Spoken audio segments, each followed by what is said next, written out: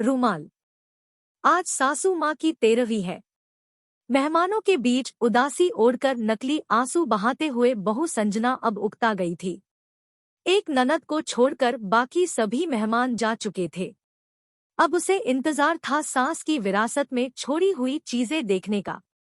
उनकी आलमीरा के चाबी की जानकारी केवल ननद मीना को ही थी। उसने सबके सामने आलमीरा खोली। सामने ही लॉकर की चाबी और एक कागज का पुर्जा पड़ा था। मीना ने माँ का लिखा हुआ संदेश पढ़ा। माँ ने अपने जेवर इकलौती पोती और बेटी के नाम किए थे। कैश रुपयों पर बेटे का अधिकार था। उनके सभी नए पुराने कपड़े गरीब महिलाओं में बांट दिए जाने का जिक्र था। एक सीलबंद पैकेट था जिसके ऊपर एक पिन किए हुए कागज पर लिखा हुआ था, यह पैकेट बहू के लिए है, लेकिन वो इसे अपने बेटे मेरे पोते अनुज की शादी के 1 वर्ष बाद ही खोल सकेगी। मेरी अंतिम इच्छा के अनुसार तब तक यह बैंक के लॉकर में रख दिया जाए। बेटे ने वह पैकेट बैंक के लॉकर में रखवा दिया।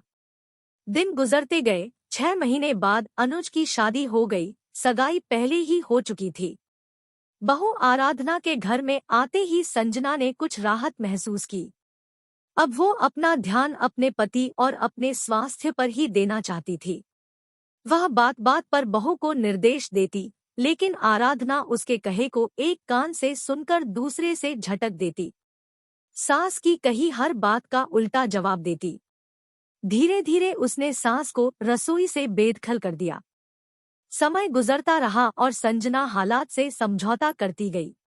अब पुराना संयुक्त परिवारों का जमाना नहीं रहा, जब सास बहू पर हावी हुआ करती थी।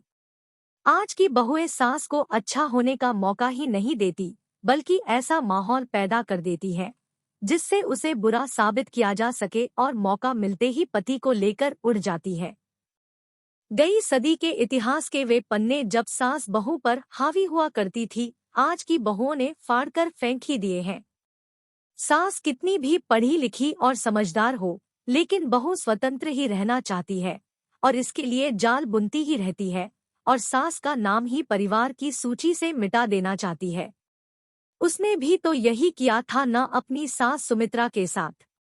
वो पढ़ी लिखी सुलझे विचारों की महिला थी और अपनी पुराने विचारों की सास से मिले हुए कष्टों को भूलकर संजना को हर तरह की सुविधाएं, सहयोग और प्यार देकर सास के नाम पर लगे मनहूस धब्बे को हमेशा के लिए मिटाकर नया इतिहास रचना चाहती थी। लेकिन संजना क्षण भर भी खुशी न दे सकी थी उसे।